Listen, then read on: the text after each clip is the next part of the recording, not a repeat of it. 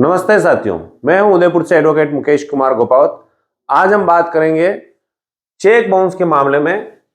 Stamp पर लिखा पढ़ी करके आपने चेक लिया है या आपने किसी व्यक्ति को स्टाम्प पर लिखा पढ़ी करके चेक दिया है, तो ये जो स्टाम्प पर लिखा पढ़ी है ना, यही लिखा पढ़ी आपको चेक बाउंस का मुकदमा परिवादी को हरा देती है, यानी परिवादी के विपक्ष में फैसला चला जाता है। जनरली होता क्या है कि जैसे कि बी ने पैसा लिया और ए को चेक दिया।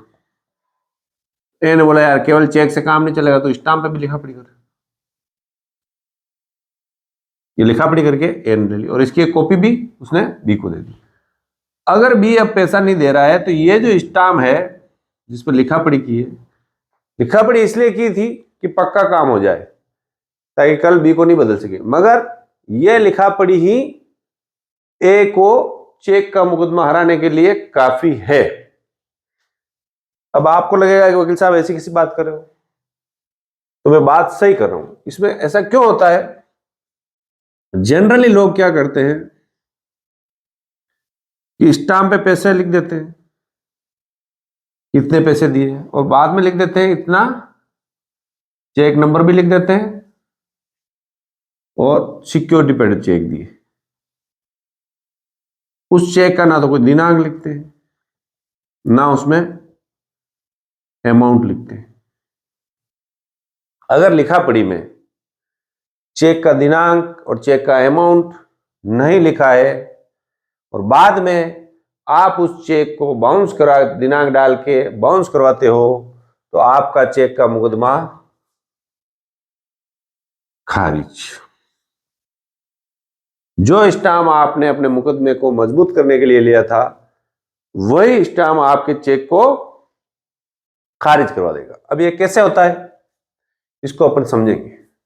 साथ में अपन ये भी समझेंगे कि अगर आप स्टाम्प पर लिखा पढ़ी करवा कर चेक ले रहे हो तो आपको क्या ध्यान रखना है। चलो मैं पहले बता देता हूं कि आप स्टाम्प पर लिखा पढ़ी करवा कर ले रहे हो तो क्या ध्यान रखना है। जैसे कि ए ने बी को 1 लाख रुपए दिए और बदले में उसने 2 चेक ले लिए, ठीक है, स्टाम्प पे लिखा पढ़ी कर ली। तो सबसे पहले तो ये होना चाहिए कि जो चेक आप स्टाम्प में लिख रहे हो उस पर अमाउंट लिखो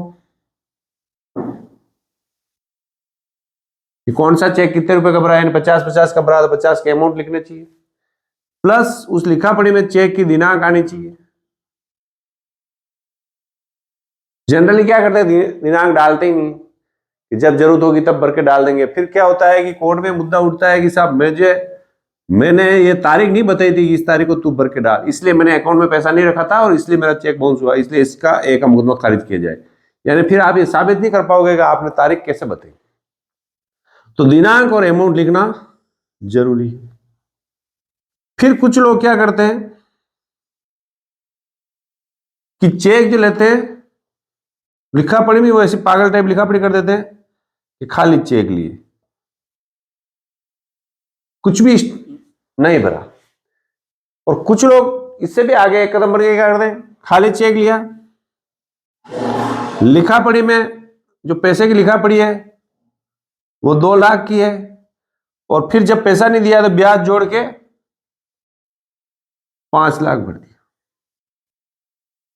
ये सबसे ज्यादा मुकदमा लिखा पढ़ी में खारिज होने का कारण यही है।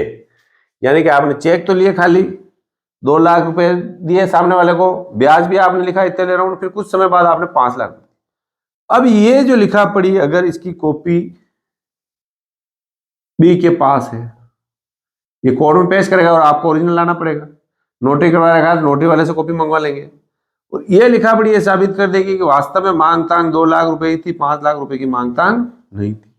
वास्तव में चेक खाली दिए थे, चेक इसने बी ने भरकर नहीं दिए थे, बी ने कोई तारीख भी नहीं डाली थी, और इसके आधार पर क्या हो जाएगा, चेक का मुकदमा। यानी कि जहां आप सुरक्षा करने के लिए ले रहे हो स्टाम्प, वहां पर उल्टा आपके मुकदमा आपके विपक्ष में जा रहा है। कुछ परेशानी और भी आती है, जैसे कि अभी मेरे पास एक मुकदमा आया, उस व्यक्ति ने क्या किया, सिक्योर मतलब बी को दबाव में डालने के लिए उसने स्टाम्प लिया। उसने ये लिखा कि बी के 4 चेक हैं जिनके चेक के नंबर भी लिख दिए, ठीक है, और चारों चेक खाली लिए, और इतने समय में ये पैसा नहीं देगा तो इतने समय बाद ये मैं इस चेक का उपयोग करूंगा आपके विरुद्ध में, और फिर उपयोग भी कर लिया। मगर वो जो समय आप साबित नहीं, जैसे समय लिख दिया 4 महीने बाद, और चेक पर आपने तारीख नहीं डाली, तो कौन सी तारीख को बी को खाते में पैसे रखने थे वो लिखी नहीं, ये आप बर्डन ऑफ प्रूफ किस पर आ गया, आप पे। इससे तो अच्छा था कि आप सिर्फ सिग्नेचर वाला आपके पास चेक ही होता, तो कम से कम ये स्टाम्प तो आपके विरोध में नहीं आता। जो स्टाम्प आपने सुरक्षा के लिए वही आपके विरोध में आ गया। यानी कि जो लिखा पढ़ी करके आप जो चेक ले रहे हो किसी व्यक्ति से, और सामने वाले को उस व्यक्ति उसकी फोटोकॉपी दे रहे हो, उसकी नोटरी करवा रहे हो, और नोटरी वाले के पास एक कॉपी रह रही है, तो समझ लो कि आप जो चेक ले रहे हो उसमें चेक का अमाउंट, चेक की दिनांक अवश्य डालनी चाहिए। होता क्या है कि लंबे से चेक तो पैसा तो लेन देन 5 साल पहले हुआ या 3 साल पहले हुआ, अब आपके पास चेक पड़े खाली, और वो लिखा पढ़ी भी है कि मैंने पैसा दिया, है ना। अब आप क्या किया, वो पैसा नहीं दिया तो उन चेक का आपने उपयोग कर लिया, और वो लिखा पढ़ी आपके सामने वाला लाएगा, उसकी कॉपी भी लाएगा तो आपके विरोध में जाएगी।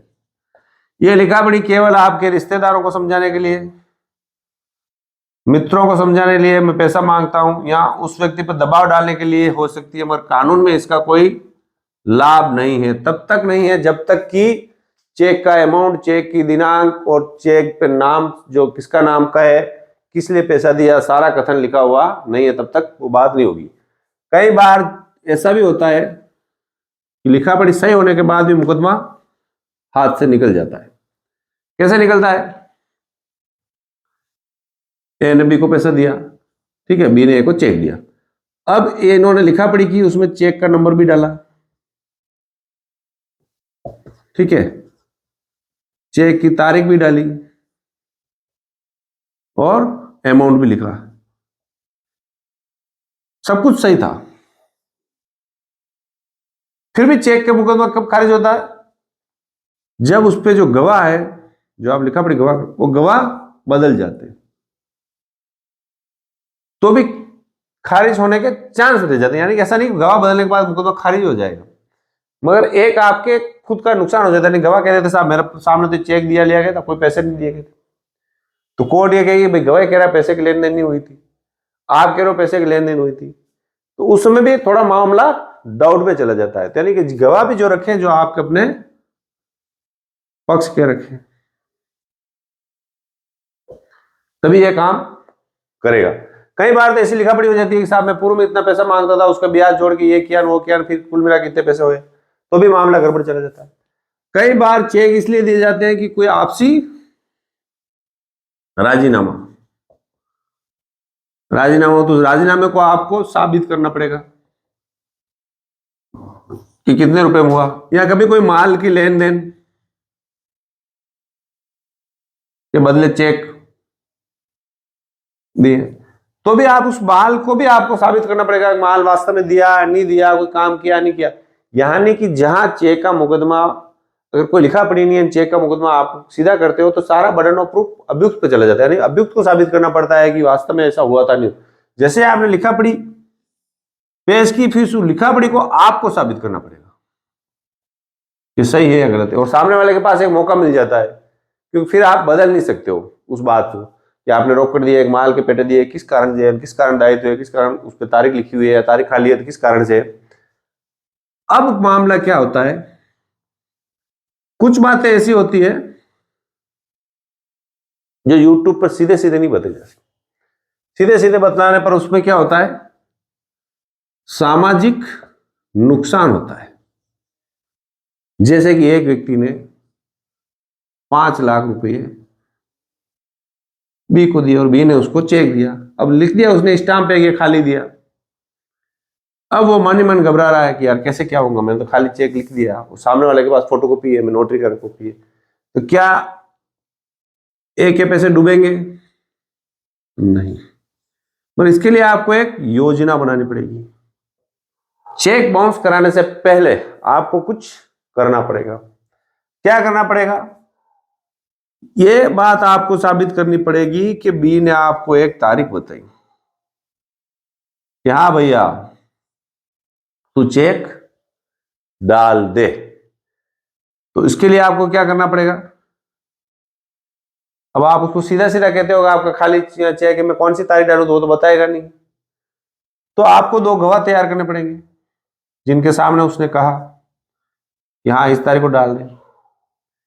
या कुछ ऐसी सलाहें जो यूट्यूब पे नहीं दिखा सकती है, जिसकी योजना होती है, ये मेरा जो नंबर है उन नंबर पर आपके भी अगर कोई ऐसी समस्या है तो आप पूछ सकते हो। मोटा मोटा बता देता हूँ कि आपको कुछ उस मामले में यूं समझ लो कुछ ना कुछ आपको जोड़ना पड़ेगा, है ना, यानी प्लस करना पड़ेगा जो बी ने नहीं किया है, तभी जाके आपका मामला वहां बैठ पाता है। मगर ये कानूनन गलत है। मगर पैसे आपको लेने हैं तो वकील साहब, तो आपके जो वकील साहब होंगे वो आपको अच्छी सलाह देंगे ही।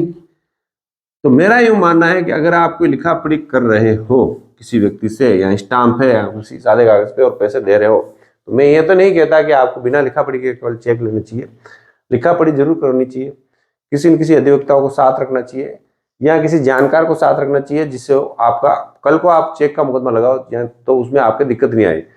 जो आप जो चेक ले रहे हो उसकी चेक के नंबर, बैंक का नाम, चेक की दिनांक, कब वो पैसा देगा, वो सारा उस पर भरवा के लिखवा लेना चाहिए। ऐसा इसलिए नहीं करते लोग कि उनको लगता है कि वो तो 2, 4, 5 महीने 6 महीने बाद ही होगा, उस दिन वो नहीं देगा फिर हमारा चेक खराब हो जाएगा, ये मन में डर रहता है। तो ऐसा डर आपको नहीं रखना चाहिए। या फिर आपको जो चेक लिख रहे हो उसके अलावा भी आपको एक चेक ऐसा लेना चाहिए जो सिक्योरिटी हो, जिसका उसमें स्टाम्प में वर्णन नहीं हो, नहीं तो फिर वो चेक आप जरूरत पड़ने पर उसका काम उपयोग ले सकते हो। तो मैं हूं उदयपुर से एडवोकेट मुकेश कुमार कुमावत। वीडियो पसंद आए तो लाइक करें। Thank you.